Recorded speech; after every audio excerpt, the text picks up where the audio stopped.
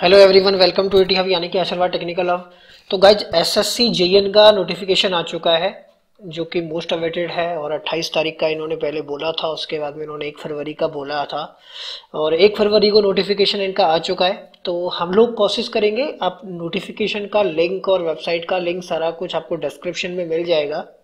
आप वहां से नोटिफिकेशन को डाउनलोड करके बाकी की चीज़ें देख सकते हैं। मैं सिर्फ यहाँ पर कुछ चीज़ों के जवाब देने वाला हूँ। कुछ जो डाउट्स हैं स्टूडेंट्स के मन में, जैसे कि क्या इसके अंदर इकोनॉमिकल वीकर सेक्शन को अभी जो 10% रिजर्वेशन मिला था, ठीक है, वो ये इसमें लागू होगा या नहीं होगा, पहला। दूसरा, कन्वेंशनल का पेपर कब होगा, बिकॉज प्रीलिम्स की डेट तो आ चुकी है। प्रीलिम्स की डेट आपका पेपर 1 की जो डेट है वो है 23/9 से लेके और 27/9/2019, राइट। तो ये तो आपकी एग्जाम डेट आ चुकी है पेपर 1 के लिए। अब पेपर 2 कब होगा उसकी भी हम बात करेंगे। दूसरा, हम लोग साथ में इसमें बात करेंगे सिलेबस में कुछ चेंजेस तो नहीं है, ठीक है। इसके अलावा नंबर ऑफ वैकेंसीज कितनी है, कितनी हो सकती हैं, क्योंकि है उसका तो हम कह नहीं सकते, क्योंकि एसएससी कभी भी क्लियरिफाई करता ही नहीं है। वो बाद में अपडेट करता है कि नंबर ऑफ वैकेंसीज कितने हैं, नोटिफिकेशन में नहीं आता, इनका ट्रेंड है। लेकिन हम जो हमारी एक्सपेक्टेशंस है और हम जो सोचते हैं हमारे हिसाब से जितनी आनी चाहिए, वो हम एक बार आपको एक आइडिया दे सकते हैं इस चीज़ के बारे में कि कितनी हो सकती है। तो चलिए गाइस शुरू करते हैं। सबसे पहले बात कर लेते हैं हम सबमिशन ऑफ ऑनलाइन एप्लीकेशंस की। तो 1 फरवरी को आज आपका एग्जाम ये नोटिफिकेशन तो आ ही चुका है और 25 तारीख तक आप फॉर्म फिल कर सकते हो। 25 तारीख की डेट दी हुई है। इसके अलावा मेन जो इम्पोर्टेंट चीज़ है वो है, देखिए ये रहा, date of computer based examination paper 1, जो कि है 23/9/2019 से 27/9/2019। और साथ में आपको कन्वेंशनल वाले पेपर की भी एग्जाम डेट पहले ही दे दी। ये जनरली एसएससी देता नहीं है इतनी जल्द, ये बहुत लेट करता है, बल्कि इस बार इन्होंने बहुत जल्दी दे दी। ये बहुत अच्छी बात है कि पेपर 2 का भी इन्होंने अभी क्लियर कर दिया कि पेपर 2 कब होगा। तो पेपर 2 की डेट आपकी दे दी है 29 दिसंबर 2019, राइट। इसके अलावा हम लोग बात कर लेते डिपार्टमेंट्स की। अब तो देखिए सबसे अच्छी बात है इस बार के डिपार्टमेंट सारे डिपार्टमेंट्स इसमें ऐड हो चुके हैं, ठीक है। CWC है, CPWD है, MES है, फरक्का बैराज है और सबसे इम्पोर्टेंट BRO भी है, ठीक है। क्योंकि BRO के अंदर वैकेंसीज काफ़ी ज़्यादा आती हैं जनरली, तो BRO भी इसके अंदर दिया हुआ है, NTRO दिया हुआ है। बाकी आप देख सकते हैं कौन कौन से डिपार्टमेंट है। अब बात आ जाती है कि डिपार्टमेंट्स तो इन्होंने दे दिए और वैकेंसीज कितनी हैं। तो देखिए पहली बात तो ये कि ये नोटिफिकेशन है 2018 का, जो कि आया है 2019 में। पहली बात, जब लास्ट टाइम जो एग्जाम हुआ था 2017 का, उसके अंदर वैकेंसीज बहुत ही कम हो गई थी, बहुत ज्यादा कम वैकेंसी आई थी, मतलब उम्मीद से कम आई थी। तो केवल और केवल वही वैकेंसी मेरे हिसाब से सिर्फ ली गई थी जो कि कैंडिडेट्स रिटायर्ड हुए हैं, जो कि पर्सन्स रिटायर्ड हुए हैं। तो इस बार उम्मीद ये है मेरे हिसाब से, या फिर हम जो सोचते हैं, हमारी जो एक्सपेक्टेशंस हैं, इस बार वैकेंसी 1600 से 2000 के आसपास होनी ही चाहिए। कम से कम इतनी वैकेंसी तो एसएससी में इस बार होंगी ही होंगी। 1600 से 2000 वैकेंसी इस बार कम से कम होंगी ही होंगी, ये हमारी उम्मीदें हैं, राइट। इसके अलावा अब हम बात कर लेते हैं बाकी की चीज़ों के बारे में। हम बात करते हैं रिजर्वेशन के बारे में कि जो इकोनॉमिकल वीकर सेक्शन, जो गरीब जनरल को, गरीब सवर्णों को जो आरक्षण दिया था 10%, ठीक है, तो वो इसमें लागू है या नहीं है।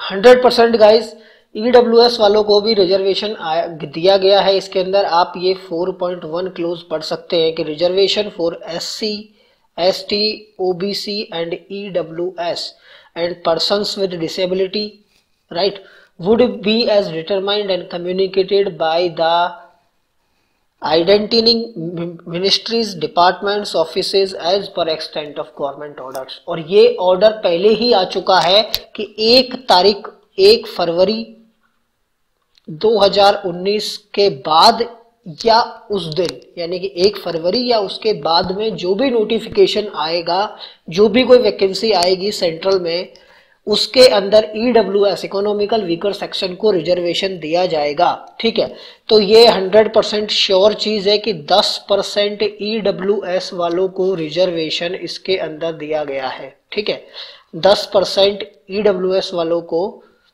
रिजर्वेशन प्रोवाइड किया गया है, प्रोवाइडेड, राइट।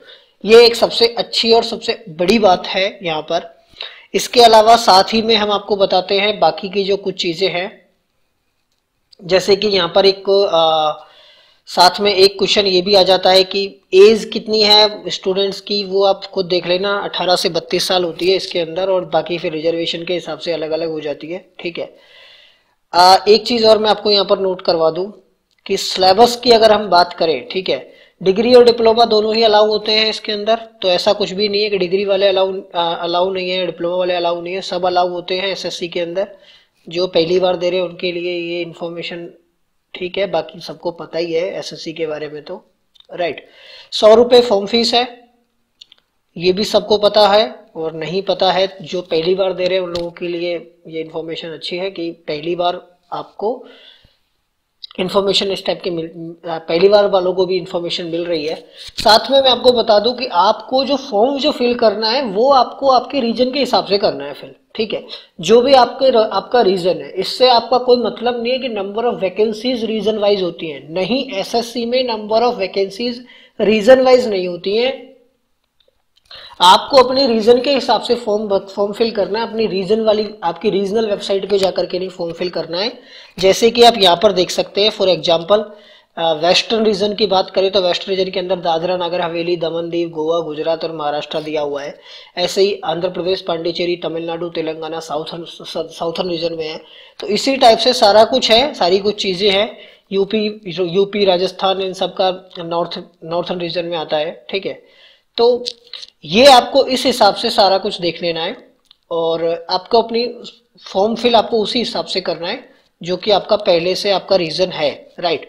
क्योंकि आपका जो एग्जाम का जो सेंटर है वो उसी पे हिसाब से उसी पे डिपेंड करेगा। आपका एग्जाम का सेंटर कहाँ आएगा वो आपने जिस रीजन से एग्जाम फॉर्म भरा है वो उसी पर डिपेंड करेगा, राइट। अब हम बात कर लेते हैं सिलेबस की, राइट। अब हम बात कर लेते हैं सिलेबस की कि सिलेबस के अंदर क्या चेंज किया है, क्योंकि एक कहानी सुनने में आ रही थी कि एक कॉमन एलिजिबिलिटी टेस्ट होगा, सीईटी, ठीक है, कि सीईटी भी होगा भाई, इस बार सीईटी होगा, ऐसा सुनने में आ रहा था। कॉमन एलिजिबिलिटी टेस्ट होगा जो कि सबके लिए अप्लाई होगा, हर एग्जाम के लिए, एसएससी की कोई भी एग्जाम हो। ऐसा कुछ भी नहीं है सिलेबस के अंदर, वो का वो सिलेबस है, सेम टू सेम डिट्टो, एक सिंगल भी डॉट का भी अंतर नहीं है। जो हमेशा पहले सिलेबस होता था एसएससी का, जिस लेवल पे पहले एग्जाम लगता था एसएससी का, same to same same examination scheme है, सेम कुछ मोड ऑफ एग्जामिनेशन है, सेम पैटर्न है, ईच एंड एवरीथिंग सेम है।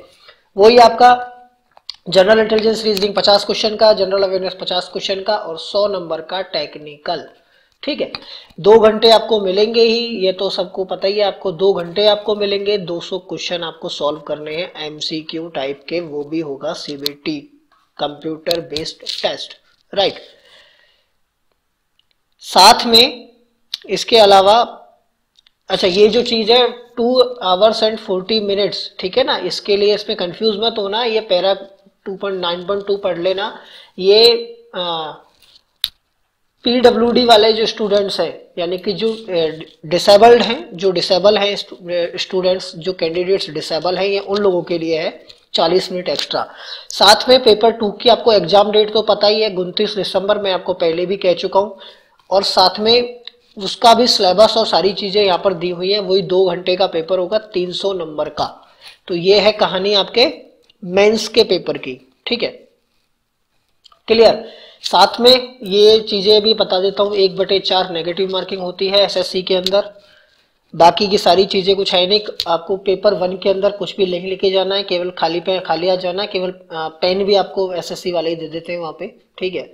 आपको कुछ भी नहीं लेके जाना है, केवल अपना आईडी प्रूफ और आपका एडमिट कार्ड लेके जाना है। लेकिन पेपर 2 के अंदर आप कैलकुलेटर और ये सारी चीजें लेके जा सकते हो, ठीक है। साथ में आप सिलेबस का यहाँ पर पूरा डिटेल्ड सिलेबस दिया हुआ है 30 नंबर के क्लॉज में, इंडिकेटिव सिलेबस, ठीक है।